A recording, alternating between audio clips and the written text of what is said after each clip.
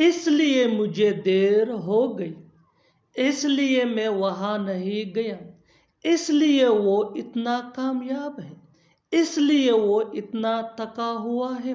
इन जुमलों को गौर से देखो, इनमें एक चीज कॉमन है और वो है इसलिए।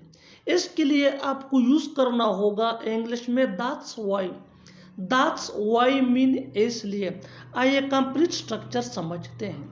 That's why plus sentence. Sentence ये सिचुएशन के हिसाब से चेंज होता रहता है।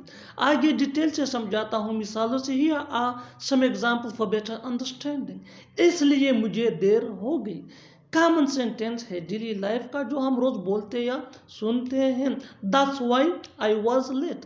That's why I was late. इसलिए मैं वहां नहीं गया। That's why I didn't go there. That's why I didn't go there. इसलिए वो इतना कामयाब है। That's why he is so successful. That's why he is so successful. इसलिए वो इतना थका हुआ है। That's why he is so tired. That's why he is so tired. और आखिर में ये सेंटेंस आपके लिए कॉमन सेशन में इसका जवाब जरूर देना। इसलिए वो यहाँ नहीं आया, इसलिए वो यहाँ नहीं आया। Subscribe to English PS for more advance English sentence structure. Thanks man.